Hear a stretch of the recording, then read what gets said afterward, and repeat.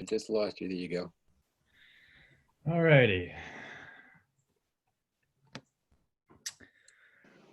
The September 10th, 2020 meeting of the Yarmouth Community and Economic Development Committee is about to be convened. As a precautionary measure to reduce the spread of coronavirus, all town buildings are closed to the public. There's limited public. We're open to the public, but on a limited fashion. Therefore, this meeting will be held by remote participation. Pursuant to Governor Baker's March 12, 2020 order suspending certain provisions of the open meeting law and the Governor's March 23rd, 2020 order imposing strict limitations on the number of people that may gather in one place, this meeting of the Yarmouth Community and Economic Development Committee meeting is being conducted via remote participation. All votes during this meeting will need to be conducted by roll call. No in-person attendance will be permitted, but every effort will be made to ensure that the public can adequately access and participate in the proceedings as provided for in the order. Public participation will be permitted by allowing members of the public to join this meeting via Zoom or via the telephone, and comments may also be sent in via email to kpetticini@yarmouth.ma.us. All right, Mr. Chair, if you would like to take a roll call for quorum, you may begin the meeting.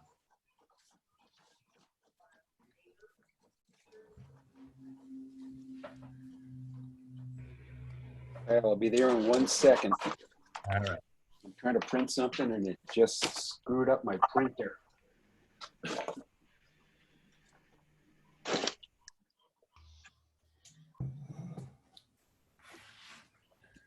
You growing out the hair?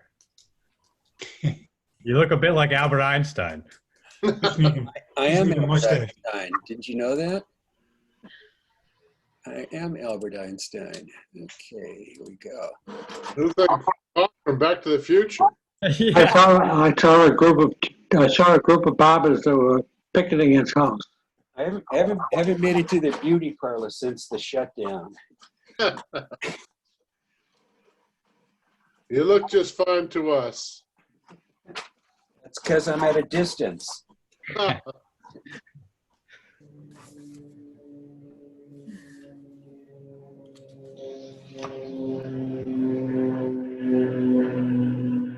Right. Who's on the road? Well, I'm here, so I'll be the first one to say that I'm here. Jack, are you here? Yes, I'm here. Joanne, are you here? Present. Mary, are you here? I am here. Ken, are you here? I am here. Karen's here, but she's not one of our members. And Steve was here. all the committee members, right? Yeah, you missed Steve, but I'm sorry, Steve? Yep, I'm here. Okay, great. Okay, Mr. Chairman, if I might just suggest that we do the drive-in site topic first while Kathy is here, because she's here for that, so she doesn't have to sit through the special event discussion. but you know, it would be enlightening for her though. Yeah, I shouldn't say sit through. So she, but she's a very busy, very busy. No problem, Kyle. We can do that. So in your packet, I believe we provided, just as a preliminary piece of information, we provided some information that we got from Adam Epstein, who's the operator of the drive-in site. Yeah. Innovation Arts and Entertainment, I believe is their company name. Yep. And this is the kind of data that you guys look for in tourism grants. So I thought it would be useful to show to you that they are getting a lot of visitors from outside of Yarmouth, which is really nice.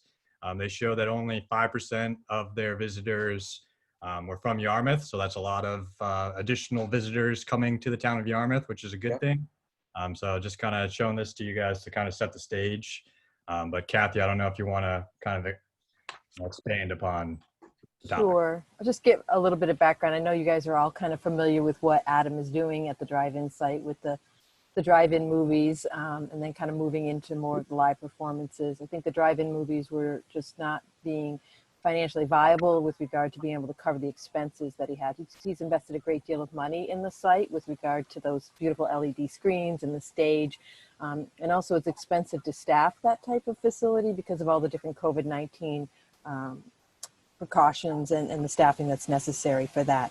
So he did go back to the Board of Selectmen. You guys were aware of this and wrote a letter of support to extend his license agreement through the fall to October 31st. But at that time, they had also asked for an alcohol license, which had been denied by the Board of Selectmen. The Board of Selectmen really has charged the drive-in site utilization team with doing a little bit more investigation and evaluating the operations out there, and kind of reporting back to the Board of Selectmen at their September 15th meeting. So the board, the drive-in site committee rather, went out and we had a site visit, and we also have met to go over things and kind of outline some of the things that are being done to address some of the concerns that the Board of Selectmen heard with regard to sound and that type of thing. So there's a letter that the drive-in site's going to be submitting to the Board of Selectmen, or they already have, kind of outlining their review and investigations, which in generally was positive with regard to the way that the facility is being operated and the level of effort that the promoter is going to try and address concerns that are coming up, whatever they might be, from the neighbors or from town staff and that type of thing. But one of the things that he mentioned was not having a lot of diverse revenue streams to help offset some events that he'd like to put on that may be lower revenue generators or may not even generate any money. And so he wanted to revisit the opportunity of selling alcohol at the site for 2 weekends in October. I think the Board of Selectmen, he had asked for, I believe, 19 days previously that in his application that was denied. But here he's just looking for 2 weekends in October, similar to some of the other events that have been held on the site with regard to the Country Fest or the Irish Fest and that type of thing. So the DISUC has in their letter, they voted in support of allowing the alcohol license for those 2 weekends in October, kind of as an experimental basis to see how we might be able to safely operate alcohol service at that site. And so one of the things that we're talking about here today is maybe seeing if the CEDC would also like to offer their support for just trying alcohol sales at the site for 2 weekends to kind of see how it works. He picked 2 weekends because it's somewhat expensive for him to set up the system that he needs to have in order to safely serve alcohol at the site. And he spent a lot of time talking with Bruce Murphy, the health director, and also Phil Magnuson from the police to come up with a delivery system, which would require alcohol to be delivered to the different pods that people are sitting in via golf carts, and a whole tip process and checking the license. There's a whole elaborate process that he has developed in order to do that. So to set that up for just 1 weekend really wouldn't be economically viable. So he was asking for the 2 weekends. So Kathy, what are the 2 weekends? oh, And define weekend, is that a Friday, Saturday, Sunday? 6 total days, 3 days. Okay, so Thank Friday, you. Saturday, Sunday, Kyle? Correct. And Kathy, this is Ken Smith. Are they all concerts? What are the events that he's trying to procure the license for? I believe they're live performances. I think that they're concerts. I don't believe that they're his comedians, but I don't know when the Whitney Cummings is Yeah, coming. that's in October, Kathy, so that might be what I'm not sure, yeah. And Kathy, Steve, what about security and police details? Is that his responsibility? He has had police details there every event. Sometimes I think he's actually had 2 police details there, and he has his own security. He has like 52 people staffing that, and some of them are actually professional security people who normally might staff an arena or something like that. But since COVID has hit, there's obviously nothing going on there, so he has the access to those people. So he has a lot of staff there, and I don't believe there's been any security problems. We did check with the police, and they said that sometimes the only thing that they've had any issue with is sometimes people get there a little too early and start lining up before they've even opened up the gates, and that can start running into some backing up into Route 28. Again, the detail's there and moves people along. Mm-hmm. And he has bathroom facilities there on site? I think he has 40 porta potties. Each row on both ends have 2 porta potties on them that are cleaned, obviously emptied daily and cleaned regularly. Okay. Have they had any issues with social distancing at all? Not really. I think there's a lot of staff that goes around and monitors. Bruce Murphy, who's been out there quite a bit, because he wants to monitor for exactly those types of things, as well as doing the food service. And he's been very impressed with how people have really been staying in their pods. And I know Karen did attend a concert there on Saturday.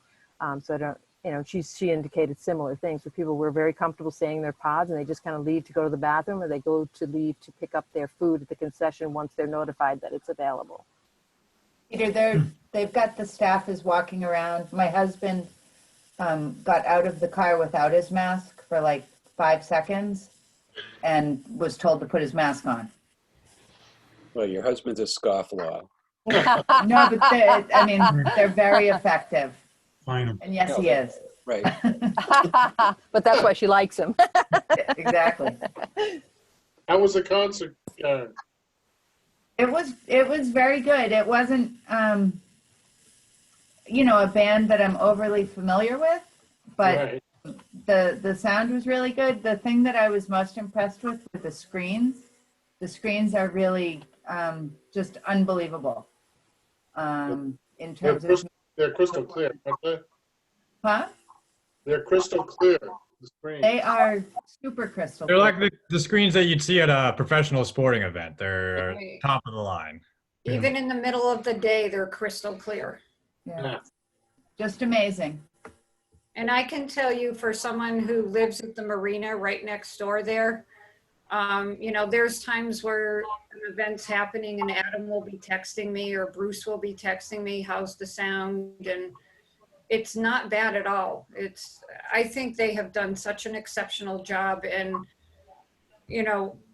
to hear as many people applaud and laugh is so wonderful. I mean, it's exactly what we've asked to happen in Yarmouth. So I'm really proud that they're operating here in Yarmouth and have been so successful. So Mary, Steve, so the sound you're saying as a butter wasn't overwhelming to you or your Not neighbors? Not at all, because it's not amplified. The bands Gotcha. or the comedians are up on stage while they have their amplifiers so they can hear the music themselves. Everything is broadcast still through the radio. So Oh, okay. the only thing we ever hear is maybe the drums muffled, or if the density of the air or the wind is in a certain direction, we might hear something, but it is nothing like going to a live concert. And Karen can attest to this, where it's, just broadcasting right at the crowd. It's nothing like that at all. Gotcha. Yeah, One other question. I've eaten at Skippy's across the river while a concert was going on, and you hardly even knew there was a concert going on. So, What time did they boot people? Their entertainment license ends at 11, so it depends on the event. I've heard some people say that a concert ended as early as 8:30. It kind of depends on the particular performer, but I think typically 10:30, and then they kind of start trailing out to be done by 11. I didn't think we were out earlier, Peter, on Saturday. Kathy, have there been any noise complaints, either with the folks coming in or going out? Not that I've heard of with regard to traffic of people coming in and coming out. I think it's exactly as Mary said, that sometimes people can hear the drums. And that's kind of a little bit louder, but he's come so far from when he first started with regard to the noise complaints related to the live performances. He's continually adjusting and making changes to keep the noise on the stage. It actually works to your benefit, because if the noise comes off the stage and you're also listening to it through the FM radio, there's a lag and it sounds funny to people. So he's actually recently sent us some information about this whole drum enclosure isolation booth with a ceiling that's going to be placed on top to kind of keep the drumming noise more isolated to the stage. And he's also put up a wall of sound insulation along the front of the stage, again trying to keep all of that sound on the stage itself. Anybody else have any questions? Yeah, Pete, I have one more just for Mary. Mary, do you have any sense on should the liquor license be approved for the 6 days for this gentleman? Any feelings from any of the local businesses in terms of taking away business? Any sense on that?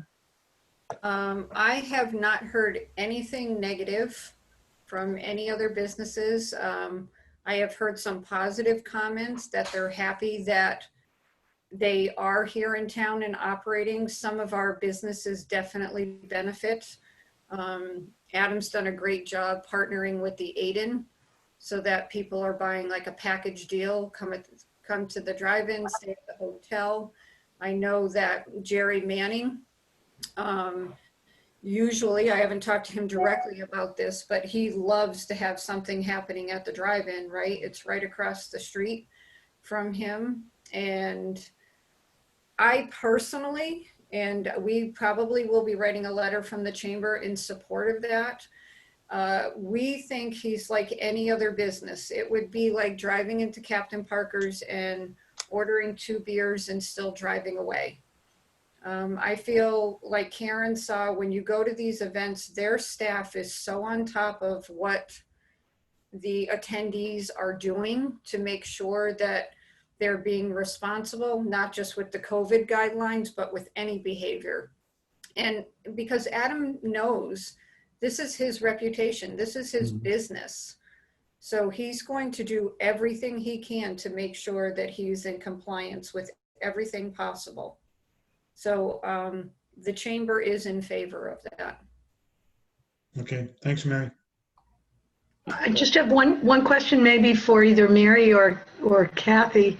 What are the long-term prospects for a relationship with him? Has the town engaged in any discussion about a longer-term relationship? Yeah, Adam has expressed a lot of interest in continuing to work with the town, and it has a lot of excitement and energy about this, about continuing to work with the town on this site. I think we might have to take a look at, we did get some comments from the neighbors and what we can do in order to address some of those concerns. So I think it's really going to have to be, as we move forward post COVID-19, when concerts are going to want to be amplified, that we really need to work to come to some common ground as to what would be acceptable. And I think a lot of that might have to do with the frequency with which events are happening, as well as the intensity of those events. So right now he's basically having an event almost, 4 or 5 nights a week, which is, I think, a little bit much for the neighbors. So the drive-in site did touch on a little, the committee did touch on a little bit, and Jack's on the drive-in site utilization committee, a little bit about, an RFP or something like that, about moving forward in the future with him. So he's excited about continuing. And if I can just say, hopefully, if everything works out, Adam will be working with Yarmouth Recreation and the Chamber to do a Halloween event there.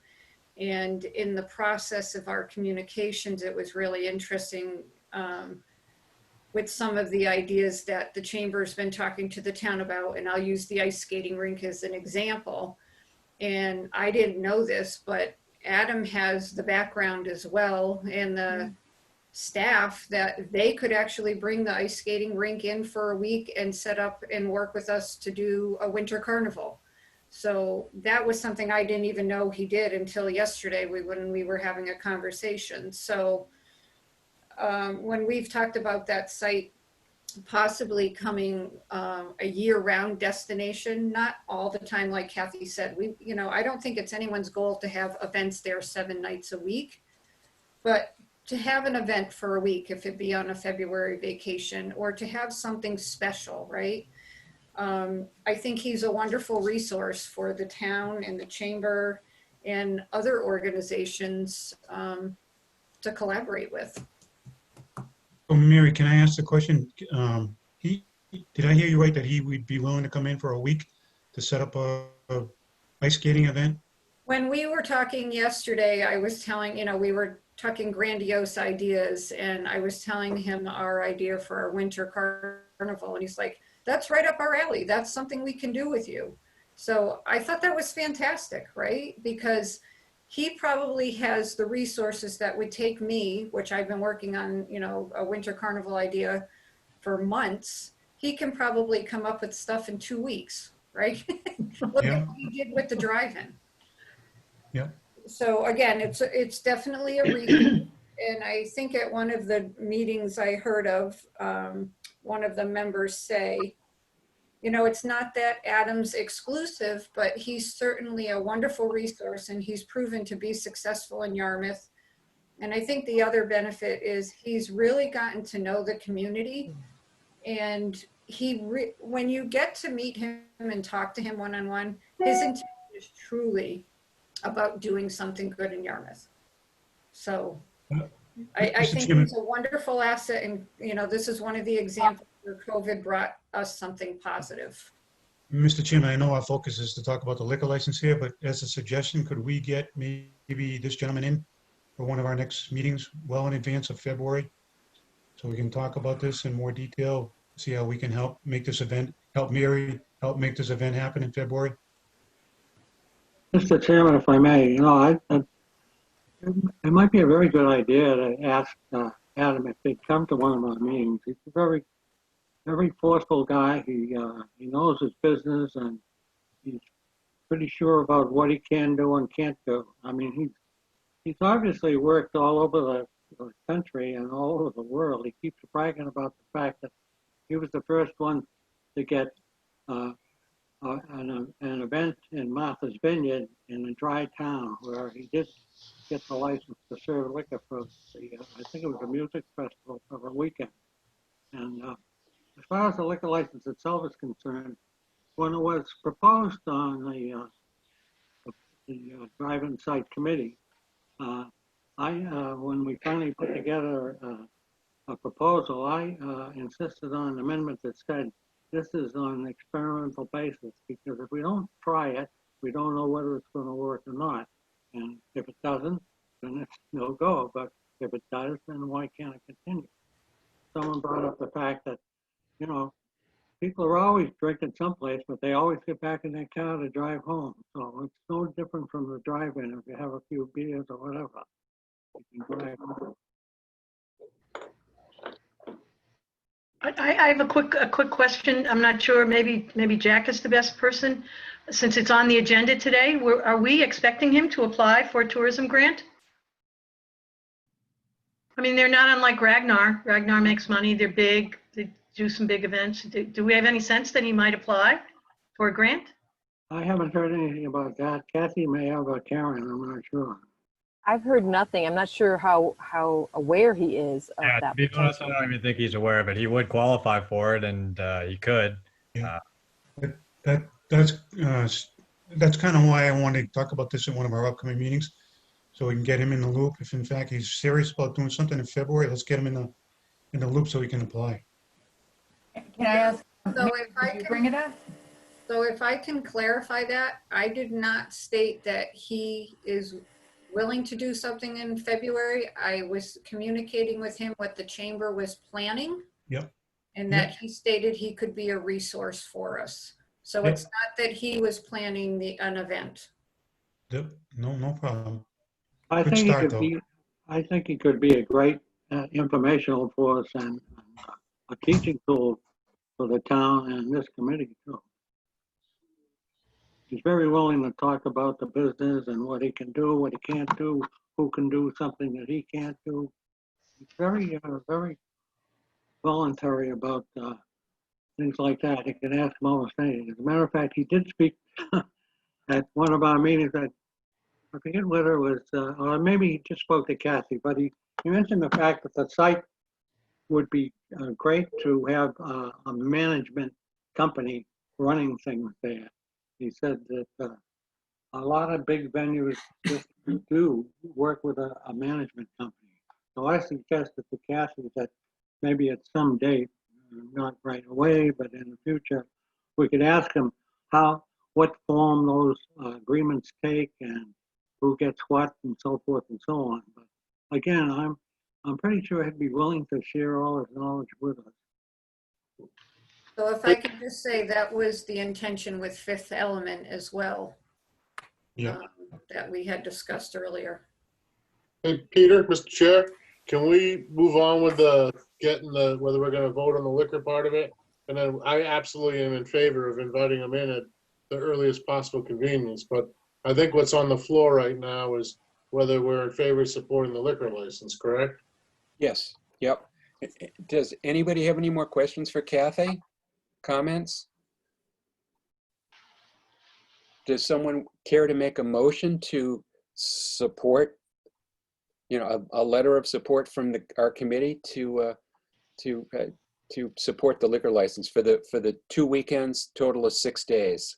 And Peter, I'd have no problem making the motion. I guess just one question, Kathy. Did we ever determine the exact weekends? Is it Columbus Day? Yeah, it's actually weird dates. It's October 15th through the 19th.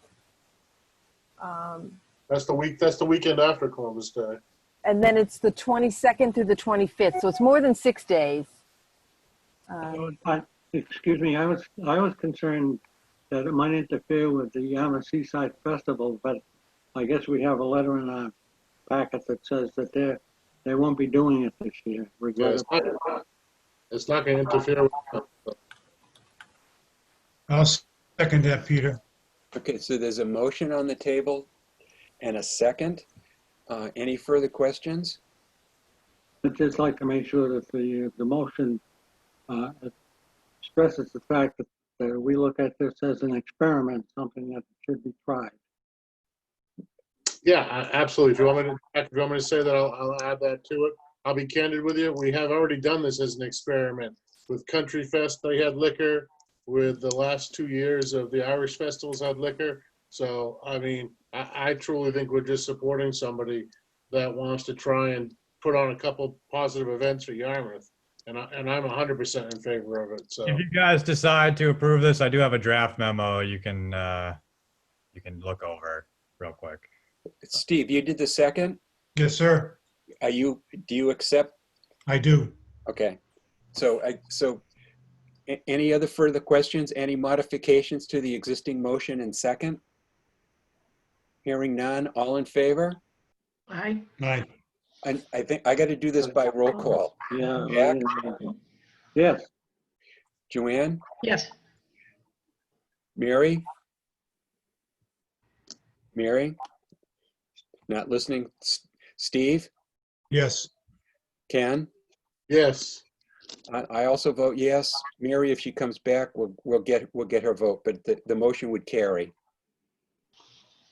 So this is what I had drafted up as the memo. You guys see that okay? I'm going to zoom in. Kyle, the only request I would have is be specific on the dates. Okay, yeah, I didn't know the dates, so.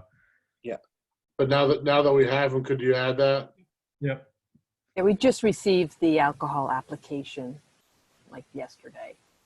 Yeah, understand, Kath. You want to mention that it's consistent with past events? Good point, Karen. Yes. Yep. That's what Ken had just said, so. Yeah, I think it'd be good to cite specifically those 2 particular events. Would this this wouldn't be on the selectmen's agenda anytime soon anyway, would it? It's on the agenda for September 15th as far as the DISA giving their opinion and recommendation. So if this was available then, that would be great because it would be good to hear what the Board of Selectmen have to say. They were not overly positive the first time they asked for alcohol. So I think if we can get as much support out at the 15th meeting when we actually go for the hearing, which I believe would probably be the 29th of September, hopefully there'll be a lot of support then. Yeah, Kathy, one recommendation would, for Adam would be asking, and I know he's asking for a temporary license because that's all this is. Right. And, the selectmen were completely in favor of supporting a temporary license for Country Fest and the Irish Festival. So I'm not quite sure why all of a sudden their tune has changed. So. And the license is for beer and wine? Yes, Okay, just beer and wine, no Yes. hard liquor. Okay. correct. Kyle, could you add that as well, please? Sure.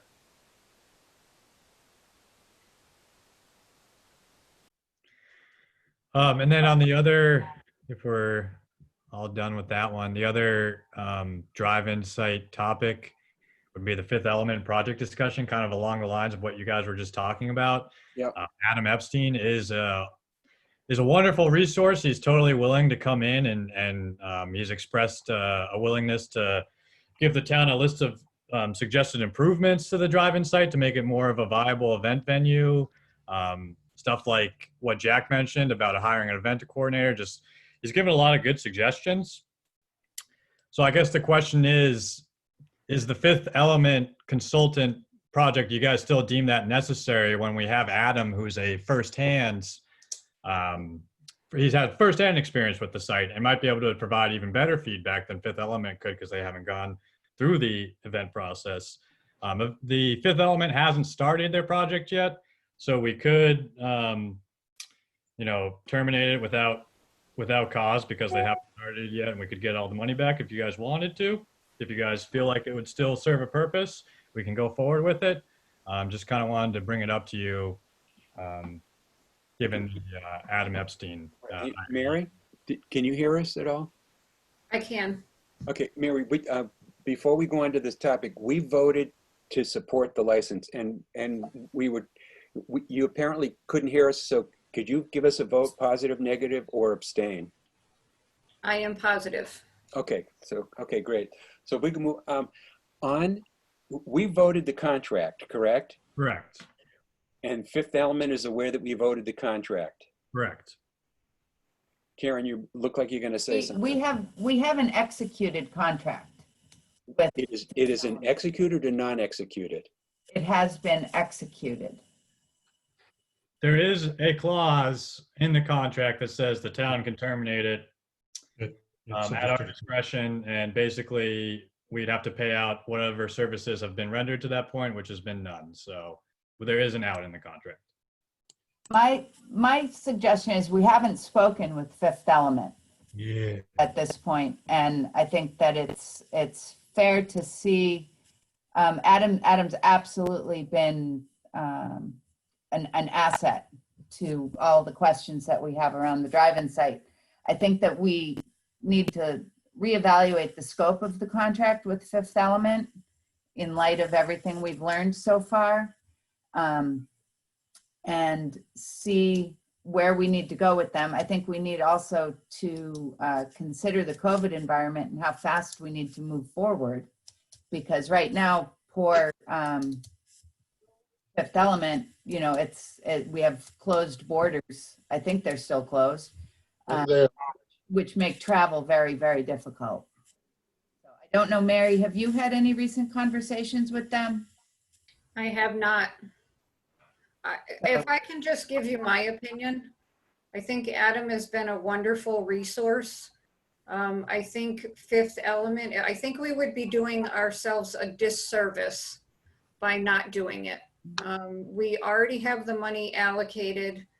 I think Fifth Element may have a more diversified background than what Adam has. Mm-hmm. While they may not know the community, they certainly know New England. They know Cape Cod just because of their history of work that they've done here. So they might bring something totally different than what Adam does. Mm-hmm. And I think if we already have the money allocated, we should still continue to work with them if we can in a timely manner. So I understand the COVID situation.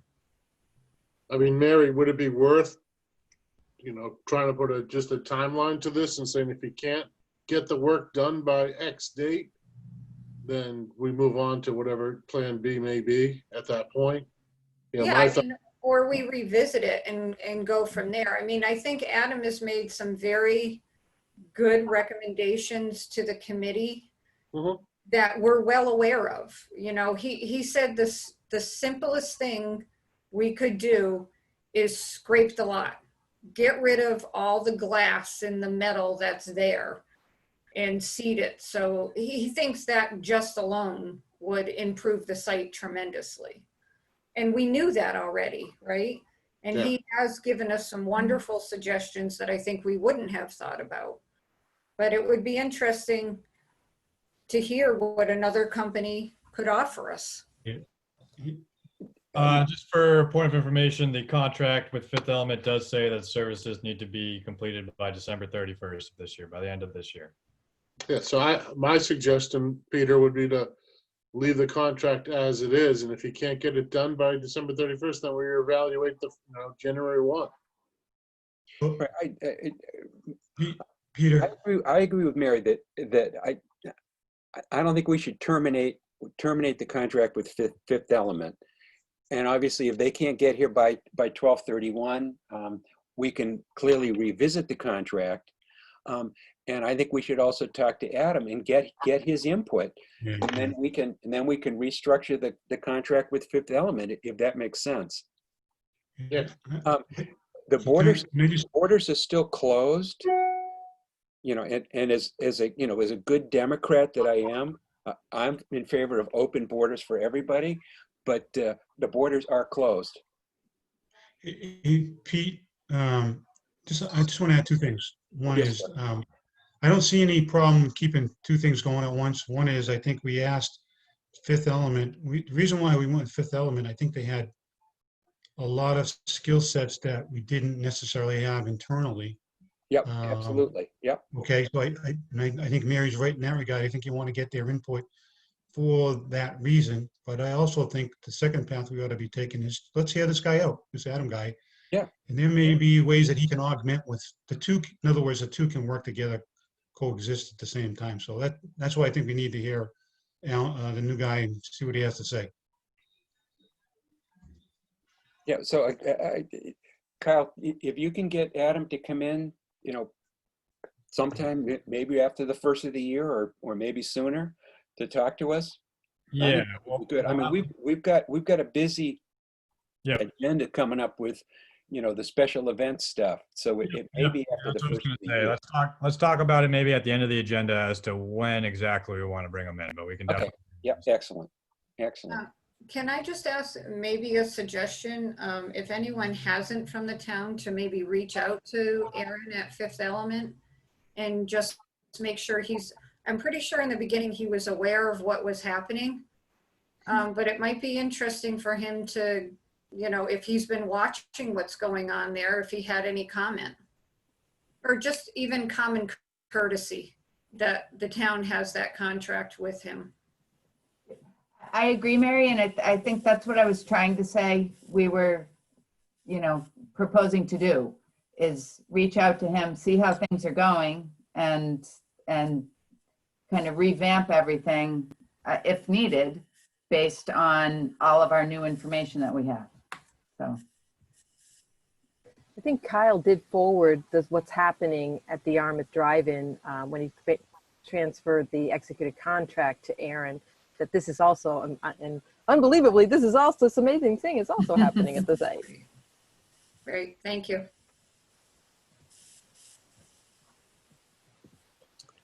So anything else on the Fifth Element project discussion? I mean, it's kind of up in the air what we're going to do. We're just going to leave the contract in place. Someone's going to Yeah. reach out to them and discuss it. And who's going to reach out to them? I will. the development department will, Okay, great. okay? And then you guys will report back to us after you have your discussion with them. Absolutely. Okay. So you want to move on to committee member updates? I think you want to go back up to the top. Oh, yeah. Okay, yes. Actually, you're absolutely correct. Thank you, everyone. I'm going to head out. Thank you so much. Thanks, Thank Kathy. you, thank you, Right. Kath. Thank you. Thank Thank you. you, Kathy. Bye. All right, so real quick, this is a budget update. Not much has changed since last month, except Karen, did you want to give us an update on the supplemental town funding, 150 grand item? I can. I do not believe that the 150 will be needed this year in 2021. I do think administration would like to leave that door open for 2022. The other piece of information is that we are looking into tapping into some funds for a benefit allocation process. So administration is looking at kind of allocating the costs of benefits, which are outside of wages, that are covered through programs, including the Tourism Fund, the CPA program, and the Affordable Housing Trust. So the finance department is working on some calculations, and we'll be back with that information. That could take effect. I believe they're suggesting that we do that for 21. In terms of what kind of a number is that, I don't think it's more than $10,000. And that would be on top of the, looking at the line, the personal services line, which is where the wages live for, So when you say 2021, coordinated position. we're set with our budget through June 30th, 2021. And then as of July 1st, our budget could change considerably, if I'm Okay. understanding. $10,000, $20,000. So two points. For 2021, administration may be seeking to cover some costs that would be associated with staff benefits. Do you have any idea? Sorry, Karen? Ken? Do you have any idea how much they're seeking? That's, I think, not more than $10,000. Would that come out of the 150, Karen? It 150,000? could. Okay. It could. Steve, we'd have to look at the, I haven't seen the exact figures. It may be able to be covered in the, Personal services. in the personal services line even. Okay. Okay. If we had more than needed for the current fiscal year. Yep. The second point is the 150 that you had, graciously kind of set aside from your budgeting for 21. Yeah. And that 150, I do not believe, I don't have it in writing, that it's not going to be needed for this current fiscal year. But I think that in 2022, that the topic could come up again. So long and short of it is you can reprogram that 150 in supplemental town funding to the other lines down below that Kyle's shown on the screen. So is that a surety? Are you saying that for certain now, Karen, that 150 I'm is saying, available? I don't have that in writing, Steve, from the town administrator. I'd like to get that, but I think there's I have an informal email to that extent. I mean, the request never even came in writing for the 150. It was an ask that we held the 150 aside just in case. Yep. So right now, it's nothing. So I think you can reprogram it. Okay, thank you. So you guys basically have 286,000 in unallocated. When will we know definitively? I hope to get the benefit allocation information, and I'll confirm, when I get that, I'll confirm that that's all you need for 21. Okay, yeah, because. That's kind of the shortest question we can ask. Yeah, Right. because again, there have already been folks asking me about, are we going to do funding? Right. Money available. And I've given them the old shoulder shrug. Well, And you have money available. And I know with Carl, we've talked about, some dates as to, interviews and when advertising going to go out and all that kind of good stuff. Yeah, you guys certainly have the money available. It's just a question of if you'd like, if you'd like to continue with it. You have 286,000 in unallocated. So you could do 100 grand and still have plenty left over in unallocated. Yeah. I think that sounds good. I'd be okay with it, Peter. You want me to move on to the special events and kind of introduce that discussion, Peter? Yeah, well, let's get everybody to give me their opinion on the 150. Just roll it back in. Jack? Roll. Joanne? Yeah, I'm okay with that. I think we should just roll it back in for, and then see, I mean, we have a couple of requests that are coming back that we're discussing today. Yeah, exactly. So there may be more out there that Mhm. we could help with. How much can we carry in unallocated funds anyway? Is there any limit to that? No. No restrictions on that one. Okay, well, I guess that's what we can do then. Okay, good. So we're in agreement I on mean, that. that money's in unallocated right now. We've just been putting it on your sheet as kind of a, so you don't really have to change anything. It's still in unallocated right now. Okay. So, Yeah, Pete, I just want to add something. I'm not opposed to rolling it back in. I do want to give ourselves the option, as what I was saying a while ago with Mary, is if we can pull something off of this February, whatever some expenses come out of that, if we can help out, I would like to come out of that pot of money. So just keep it on the table, that's all. yeah, I mean, if something comes up and somebody's got a good project for February, I think we would be remiss if we didn't discuss it. On the other hand, it would be kind of out of our normal granting of money. But Yeah, I mean, Steve, if there's an event in February, it could either be granted out of if you guys do a special events thing, it could be granted out of that funds. If you wanted to help with the infrastructure for the event, you guys could fund it out of the public improvement expenses. Yeah, So there's a lot of different options. all right, okay. excellent. good options. Obviously, a lot of it will depend on what the extent of the restrictions will be going forward. We don't know what that's gonna be. Exactly. Right. Kyle, what's next? You're gonna do? Yeah, so just the special, well, first of all, just as kind of an FYI, I sent you guys out Karen, did you ever hear back from Ed on this topic? I'm guessing she didn't. That's negative. All right, yeah. But just as an FYI, I sent you out the figures because the books have been closed on FY20 or FY21, right? FY21. I always get the We're 20. FY20. They're closed on FY20, so you guys FY20. need to be able to figure out what your allocation will be at town meeting based off that formula. So it's that money. It's actually going to be an increase over what it was this year because the rooms tax went up with the addition of short-term rentals.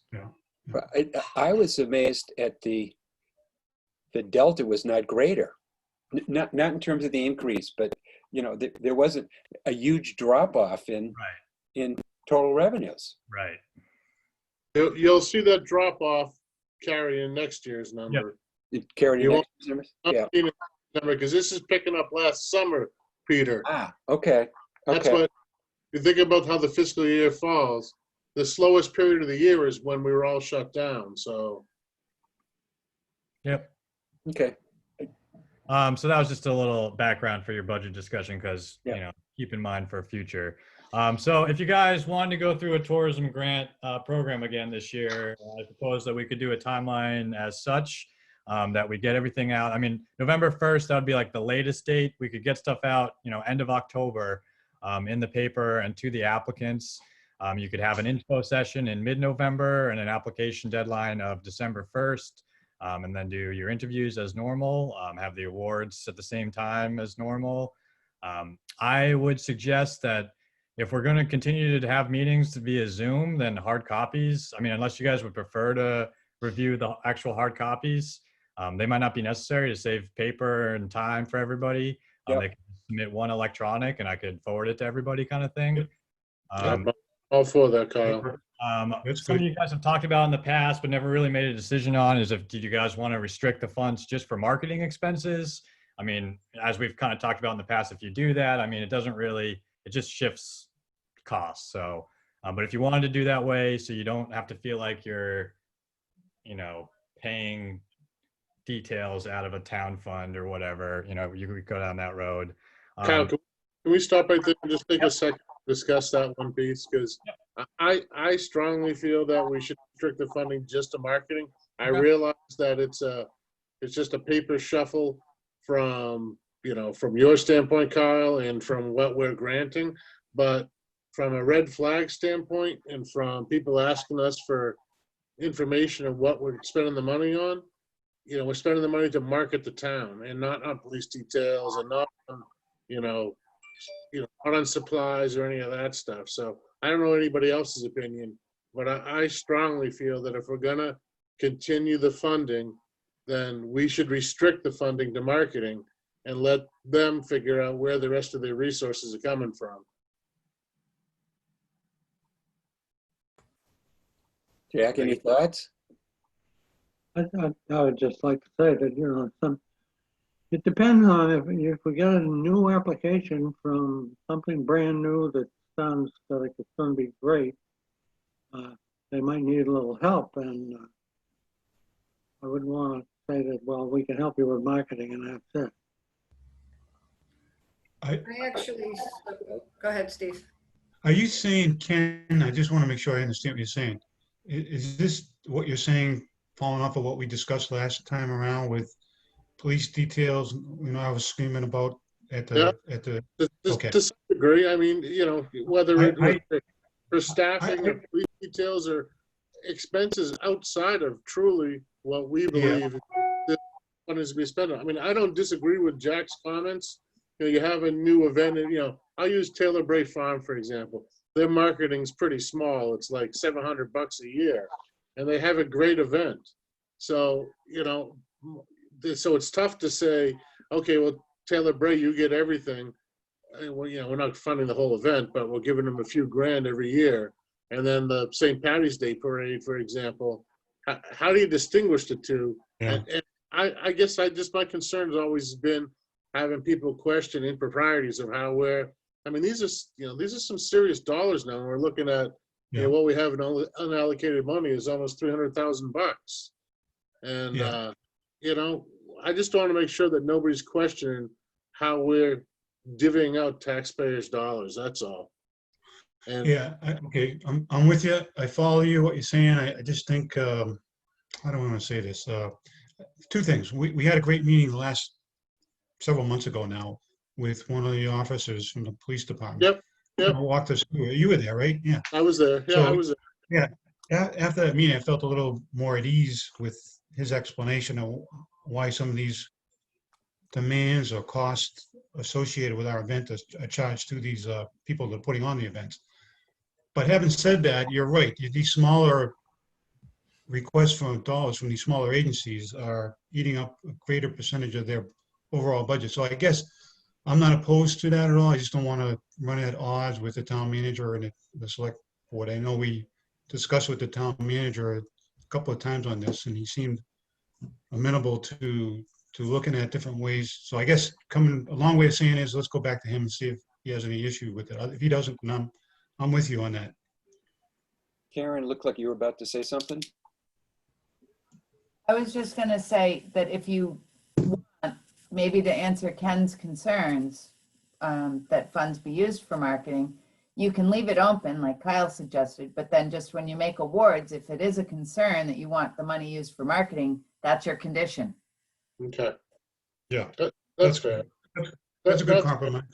The only thing, the only thing that sticks in my craw is the fact that the selectmen used to, out of hand, grant a ton of these requests for fees being waived before we had our fund. They used to do that all the time. Right.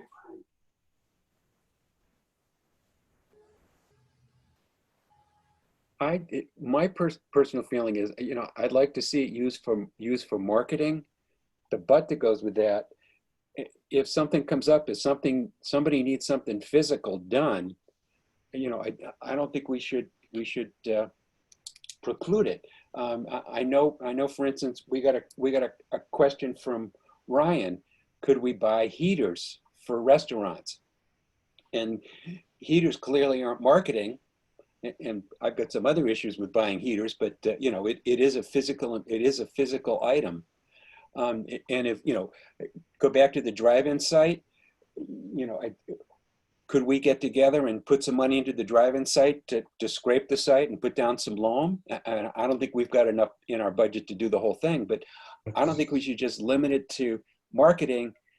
We can emphasize it should be for marketing and we can put it in the grant, but I don't think we should make it a policy that it's solely for marketing. That's my opinion. Okay, that's fair. Right.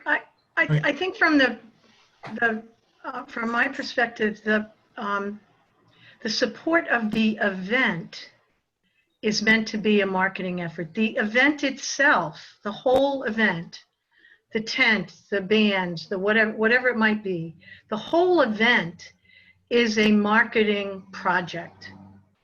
to bring tourists to town. It's not the marketing within the event. So I'm more inclined to say it's the event itself. The whole thing is a marketing project, and that in order for that to be successful and to attract and retain tourists, that it's the event, not the subset of how much they spend on marketing for the event, that would be most important to me. My argument would be, and this kind of, I'm reading what Ken is saying. I agree that the tent, the band, etc., is marketing, but if Joe Blow sitting in Situate doesn't know about it, it doesn't do anybody any good. That's right. So the St. Patrick's Day Parade is a perfect example of what Joanne's talking about, right? But the Chamber's actually been working with a group right now that I think you guys will probably be getting an application from. And it was interesting. They showed us their marketing plan. And I would never expect such a great detailed marketing plan from this group.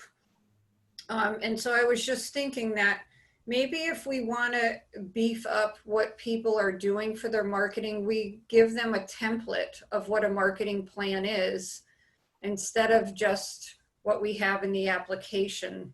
I think some people, can, like, for us, we're in this industry, right? So we understand what a marketing plan is. Mhm. But for someone who's setting up an event, who's never really done formal marketing, they don't understand that. So maybe if we even provided them a template and said, complete this so that we understand how they are marketing the event instead of just the budgeting form with that quick narrative. Mary, I think that's a great idea. Do you think the chamber could provide that? Yep, be happy to. I think that'd be much better than the marketing plan that we have. And we could just replace I think it's attachment D or whatever the marketing plan one is. We can just replace that and give them a template so it's better. So And it doesn't have to be complicated, just, maybe more straightforward. And then we really get to see what people are doing. Yep, that Yeah. sounds. It's a great idea, Mary. I'm 100% in favor of that. Okay. Mr. Chairman, just, the only thing I want to remind people is that the criteria that the selectmen use for denying permits is asking any event if they got any money from the Tourism Preservation Fund. And if they did, they're not going to get any permits. I don't know if that's going to be the same way always, or I mean, it's something that I intend to talk with the new chairman of the Board of Selectmen about it. But I don't know how much sway he'll have, but we do have one new selectman, and I think that Mike Stone was kind of on the fence about this. But anyway. If this is a topic the committee is talking about, we can get you guys in front of the selectmen at some point to, make a request. I think that's a good idea if we can talk to the selectmen about it. And, Yeah. and I know we've talked to them in the past. I want to get back to the proposed timeline for the events. Okay, and so I think the consensus is we're going to have $100,000 available, correct?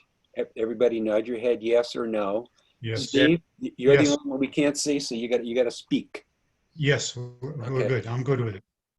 And I think the timeline that Kyle has suggested is good.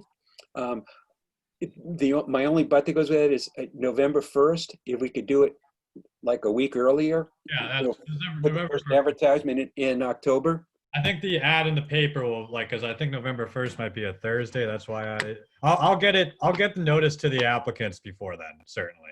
Yeah, okay. I'm going to shoot for, October 24th. yeah. You know, Yeah, we can just, November I'll 1st shoot is a for Sunday. instead of November 1st, we'll do October 1st or October 24th. 24th, 2/4.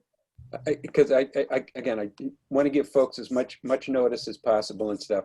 And they are going to have at least 4 weeks, 5 weeks to get their applications in. And again, tell them if the application, I was going to use an F word there, the friggin' application is incomplete, or out of balance or, major questions in it, we will not review it. It's Yeah, going so to go back to that them. was my last point in there. I think if we're going to do that, we gotta emphasize that up front. Yep. Yep. Let them know if it's incomplete, it's just flat out, it's going to be rejected. It's not going to be considered. Yep. Let them know if they want to, they can, check with me along the way and ask me what, are we missing anything? Do I need anything else? I will tell them if they have a complete application. So there'll be no excuse for them to not have one because they can check with me anytime they want. Do we want to add an additional date then? Before November 1st, for applications to be submitted like a week earlier, since we're going to put the advertisement a week earlier, and then any rejects have to be returned and into us by December 1.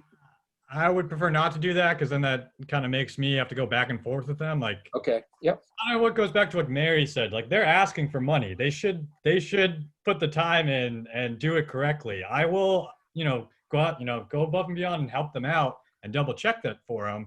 But I don't want to have to say, here's your initial deadline. I'll check it and get back to you and let you know if it's okay. No, point's extremely well taken. Mary? I'm just wondering, let's say someone applies for an event that they hope to happen in February or March. And God forbid, we're still in COVID world.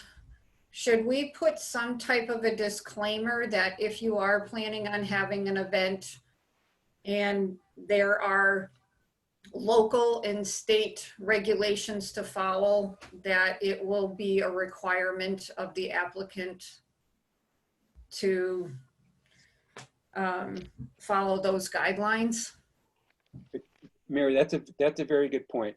I don't know if that's necessary, but I think about legalities. That's like one sentence I can add into the thing. That's not a problem at all. And unfortunately or unfortunately, I'm afraid that this fall and winter is going to be a resurgence of COVID. Yeah. Right. Again, based on no knowledge, I was looking for my medical degree earlier today. I couldn't find it. But from what I've read, and my best friend's a physician, and the guy that's doing all the modeling out of the University of Washington is a friend of his, and he thinks that there's going to be a resurgence, especially if it's going to be a bad flu season.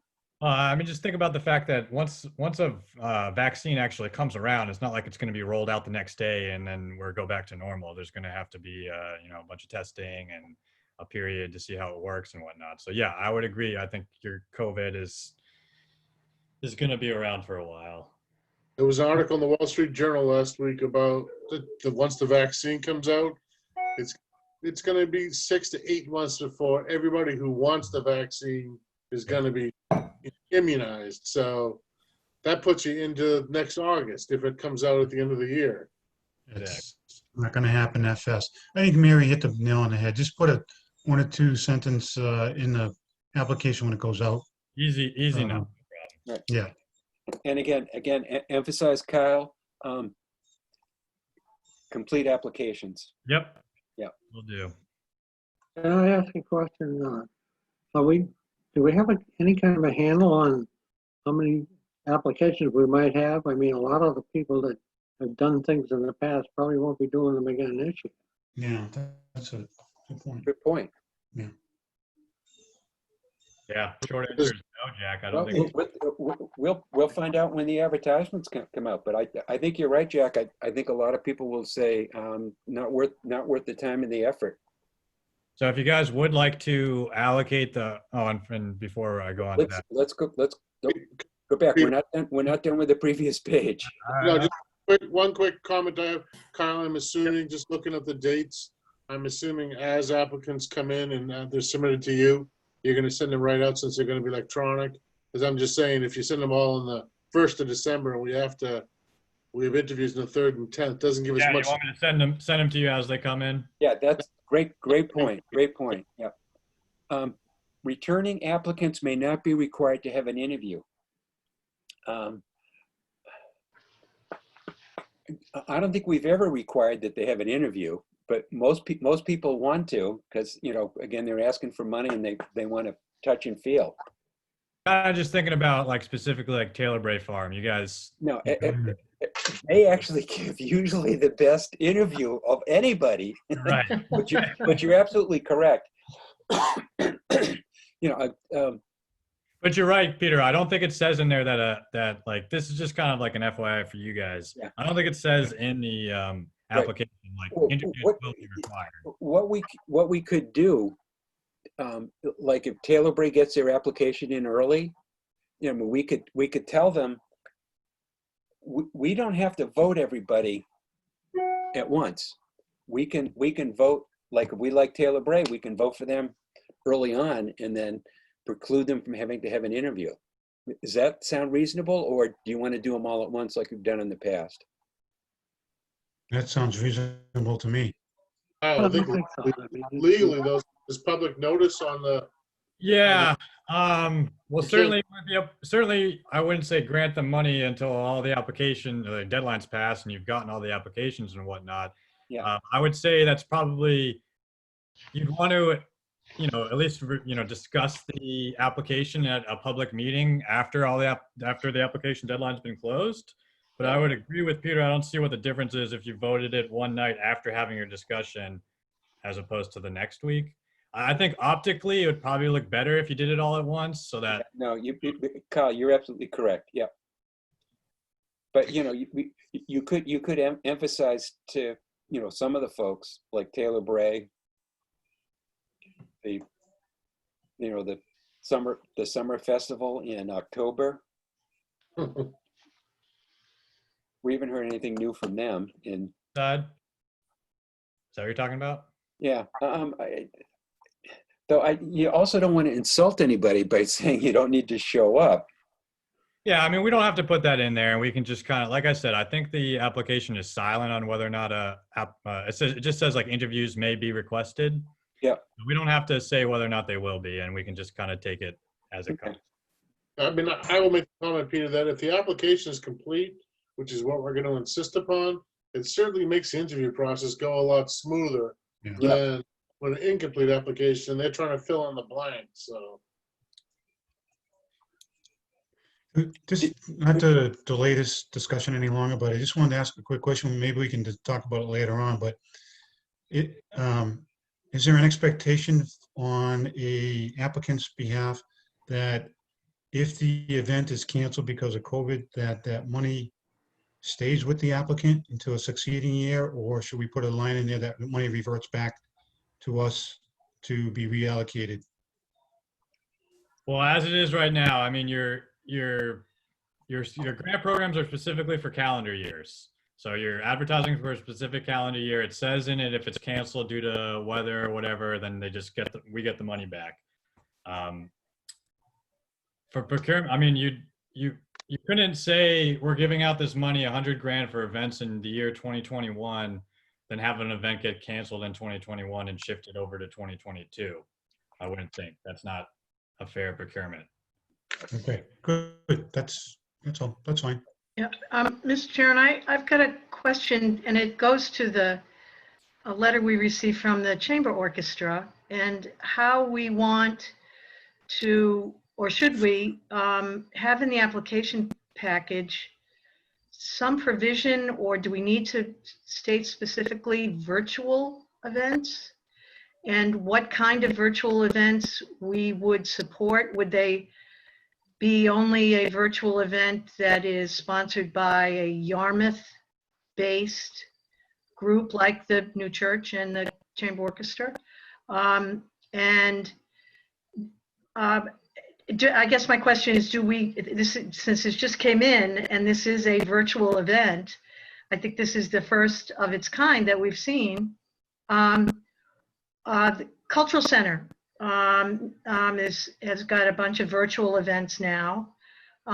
Do we need to say anything, do you think, specifically about that, or to encourage it, or, you know, the landscape has changed a little bit, and should our application do the same? As you know, I'm on the board of the New Church, and they were asking me I told them it was going to be discussed this evening. And they said, well, what are you going to do? And I said, we've never come across this before. I have no idea. And, as I'm on the board, I think I should, I'll give you my opinion. My opinion is, if we expect it to be live, it should be live. On the other hand, the new church, they, according to their letter, they have people seeing it from all over the country. Yeah. Which is marketing, which is great. So, I'm not going to say anything else. I'm just going to step back and let you guys discuss what you think is best. Yeah, but Joanne, I agree 100% with your comments about it. It has to be a Yarmouth-based organization. But, to expound upon what Peter just said, what is live today? Live right now is doing what we're doing right now, Zoom. I'm on 10 Zoom meetings a week. And that's what live is for the moment. And, if the money that was requested by the new church wasn't a huge amount, I would have no problem supporting if they were going to do a Zoom event at some point in this fall to benefit their members and the town as a whole. I would support it. I mean, if things were different, it was a different time and COVID wasn't going on, I'd say no. But right now, this is what we got. This is the best we can do. So. If I can just jump in, Jen and I had a conversation about this today, and there was a lot of back and forth on it. I think why we want to support it, I hesitate a little bit because I think, number one, it will set a precedent that will have maybe additional organizations in Yarmouth that apply for this. And I don't really see how it's marketing Yarmouth. I'm not sure how. I'm trying to think of the purpose of the funds and what it's meant to do and how it would accomplish that. And I understand while people may be able to watch it in LA and be like, hey, the next time I go out to New England, I'm going to go to Cape Cod. I'm not sure, number one, is that ever trackable? You could say how many people watched it knowing that it's at the new church, but I'm not sure it's accomplishing what we set out to do. And I know it's COVID world. And like I said, I don't think we ever came up with a decision, but there was a lot of back and forth on it. To me, I hear you, Mary, but to me, I look at it this way. Number one, it's actually vastly more trackable with IP addresses. And number two, the exposure to Yarmouth would be 1,000 times greater by doing it on a live internet event than it would be in person. What's the average attendance to the new church's event that they did last year? It was like 250, if I remember correctly. So. Yeah, but are we increasing rooms and meals tax? I mean, that's part of what I know. It's about quality of life and marketing, but I also thought it was also for us to be able to say, are we generating additional income for us? And my defense would be to spin off where you were going with it, Mary, is that we're exposing Yarmouth to a greater number of people who hopefully will come here in the future.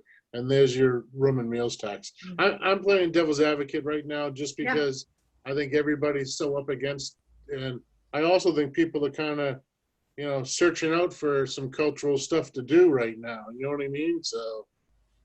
Well, is there a possible way, Mary, that on a virtual event, because it is, live streamed, that part of a requirement, I mean, this is really outside the box, but part of the requirement that event that we sponsored virtually would have to have a canned come to Yarmouth, this is who we are, introduction to the town, and some, you got to watch this ad for 30 seconds, like we all get caught in when we want to watch something. I mean, does that make sense? Is that something Yeah, that I mean, we have a would make a direct link to, hey, this is Yarmouth, this is who we're about, come here? I don't know. Yeah, you could do the videos, Mary, that the chamber did. Yeah, which they're playing at the drive-in. Yeah, I mean, I'm not saying I'm against it. I just, again, and I think it also, I hate to say it, if we go on 6, 8 months more of this, is it setting a precedent and we would have to address this to begin with? I don't know. I'm not sure how to go on this one. I have mixed I think- emotions on it. I think that's a neat idea, Joanne, to have an advertising piece be tied to the grant. Yeah, you got to show it. You have to have part of, it's got to be in there.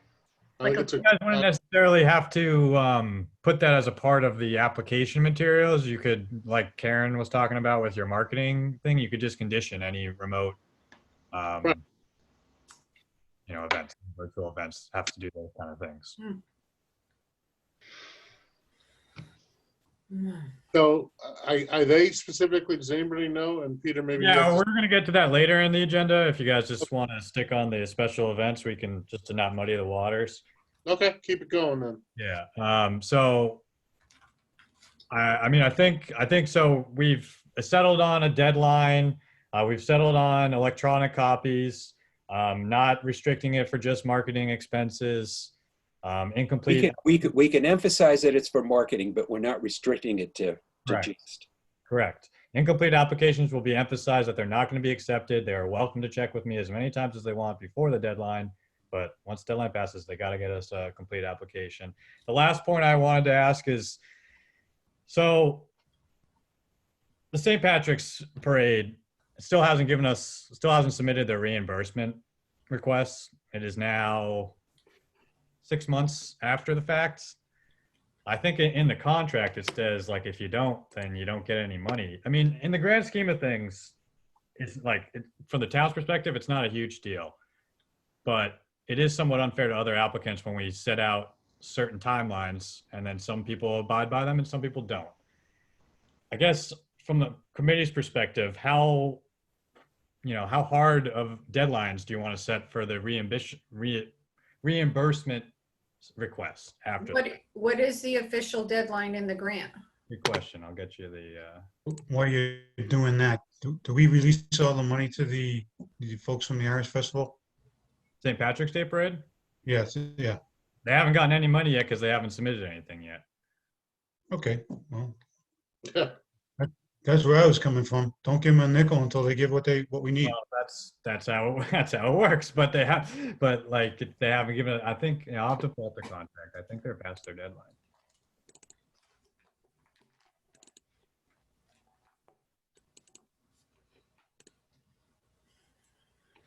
But while I'm looking for that, I don't know if you guys had any other comments on the red line edit version of the request. Obviously, I'll have to change that to calendar year 2021. Kyle, I wanted to make a suggestion with regard to the last section on application review, Okay. and that we might want to make it a little less specific. The sentence, each narrative question and the budget will be reviewed as follows. I'm just remembering how exactly we did it last year. And what makes sense. I'm really looking at what makes sense. Do we really need to say that? I mean, we can do rankings and evaluations. That should be at our discretion each year. Yeah. Which sentence are you? I'm looking at just that each narrative question and the budget shall be reviewed as follows. It sounds Paragraph like 2. we would be, every question would have next to it highly advantaged, from a legal perspective, I don't know. I thought it could just be each applicant will be evaluated, and this is a definition of highly advantageous to unacceptable. That's fine. I can't find where you're talking about. I'm sorry. What? It's the last page, application review, Paragraph 2. Start. right there. Paragraph. Just take out this part. That's my suggestion. Narrative question. Okay.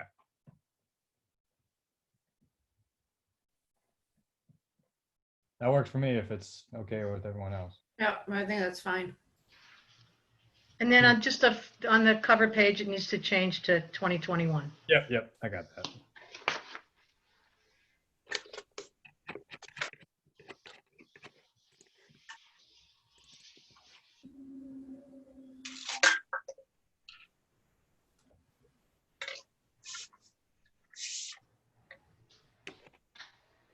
Kyle? Now, I'll have to get back. I don't want to clog up the meeting with the reimbursement stuff. I'll get back to you on that, but that was just kind of something to bring up, you know. Right. You can put in the somewhere in the contract, time is of the essence, which means in English that if we put a date in, you got to friggin' follow it. Otherwise, you're SOL. Yeah, I mean, I think we have plenty of those kind of phrases in the contract already, and they don't seem to be doing anything. So I guess, yeah, you know, Peter, I guess here's I'm, what it says in the contract. I find it says for submit final reimbursement request no later than 6 months after the event occurs. I think St. Patrick's Day was what, March Yeah, so it's coming up. 6th. So if they don't get it in a week, they're technically, you know, out of that deadline. Okay. Kyle, can you send them an email saying you got a week to submit? Yeah, I'll give them a deadline, but I've sent them about 4 emails already, 4 or 5. I send them an email every week, pretty much. Their applications are also have not been the best in the past. I'll give them a deadline. I'll give them a strict deadline. Give them a deadline and say, you know, we're gonna make you the bad guy, Kyle. And That's Peter, fine, because I'm a little sick of having to go back and forth when they should have done it. Yeah. 6 months. and Peter, I think this year it's just something that, you know, if somebody is awarded money from us, that it's emphasized. Either you follow what's in the contract or you won't get the money. Simple as that. Yep. All right. Sounds good. Kyle, informally, I would say to them, I know you have a committee and I think you all get along very well. But if you can't get the application in on time, you should pick somebody that you don't like that'll get it in on time. Well, on a good news perspective, the Cultural Center has submitted all of their stuff. I'll give that to you guys at your next meeting. But they have submitted a final report and their final budget. And I believe they're in contact with Mary at the chamber to give them some pictures as well of the events that we've had throughout. That's great. Super. Cultural Center does always follow the rules, so that's good. Well, they have a paid staff too, and that makes a difference. Right. Very, very true. Right.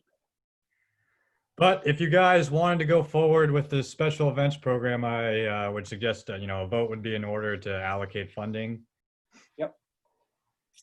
Peter, I'll make a motion that we allocate $100,000 from unallocated funds to put towards the fiscal year 2021 special events program, you know, by the Yarmouth CEDC committee. All right, but if the St. Patrick's Day parade happens, that's going to be in fiscal year 2020. You don't need to wear this calendar year. Yeah, Oh, it just okay, calendar year. I'll rephrase, yeah. Taking the motion. Okay, there's a motion and there's a second by Jack. Any further questions? Hearing none, all in favor? aye, Roll call. Roll call. Roll- Got to do it by road. Jack, Yes. Joanne, yes. Ken, Yes. Steve, yes, Mary? Yes. Okay, and I vote in favor as well. So the motion would carry then. Right, we'll get that money allocated and we'll get this process started. Sounds like you know, we got good input from you guys, so we'll amend this per the discussions tonight, and we'll be ready to go. Going back to the letter to the selectmen, Yep. you want to email that to me? And Yep. I can pass on. Is that acceptable to everybody? Yes. Yes. Yeah, so if you could do that, Kyle, I'll review it right away and then get it back to you. I'll do it tomorrow morning. Okay, fantastic. I'm sorry, I didn't mean to jump back to that. It just occurred to me. That sounds good. Next item on the agenda. Committee member updates. If you Jack, want, you got any pearls of wisdom? If well, I think you've heard most of what went on at the drive-in site committee. As far as the design review committee, I think we have a meeting coming up, and I forget exactly what the project is, but I think it's the first week of next month. The commission is contemplating a change in the development agreement they have with the Cape Cod Hospital. Cape Cod Hospital wants to change the development agreement that they have on the project on Wilkins Place. You're all familiar, I think, with the Wilkins building over off of, I guess it's, no, I forget the name of the road, but anyway, Addicts Lane. there you go, adequate. They want to put in some housing units and a commercial unit. And of course, that's kind of different from what the hospital's all about. And so I'm on the committee for planning and regulation, and it comes to us first, and we make a recommendation to the full commission. And it was my recommendation that it be considered what we call a major modification rather than rewriting a new development agreement, which is acceptable under the guidelines. So that's something we got to look at, and we'll make a recommendation to the full commission.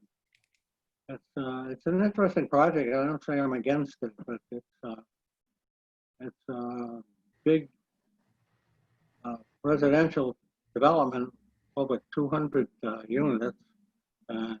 Only 10% will be affordable, which is their inclusionary measure in bonds.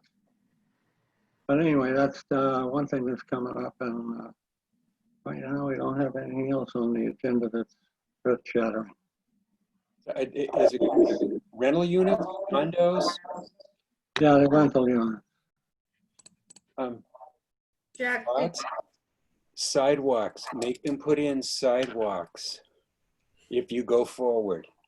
Oh yeah, no, I said we haven't got any hard facts on the plans for it.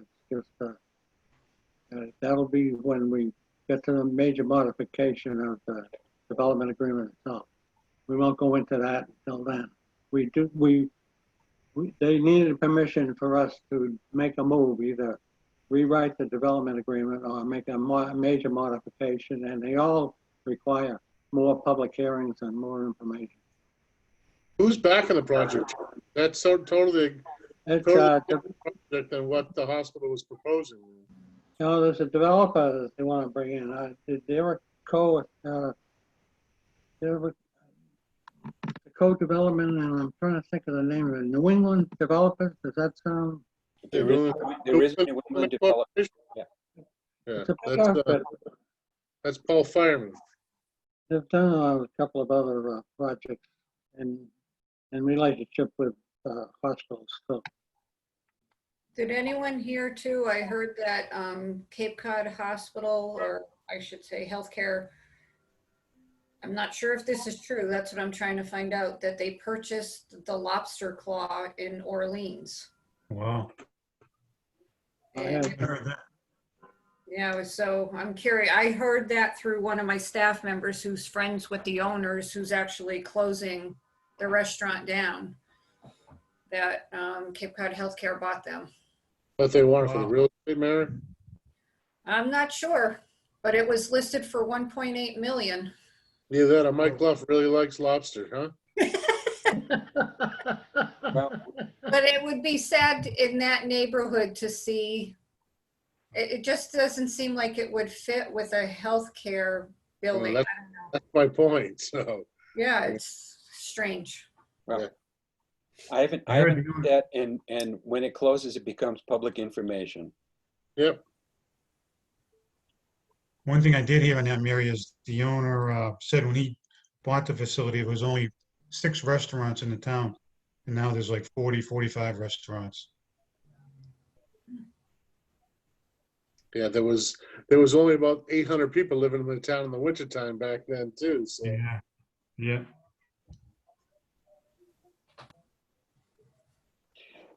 Well, the hospital's got a good reputation for their food out of their cafeteria, so I'm sure they're trying to expand on that. Man, do you have any updates? That was facetious, by the way. Ms. Crowley, do you have any? Oh, I'm sorry. updates? Sorry, Mr. Chairman.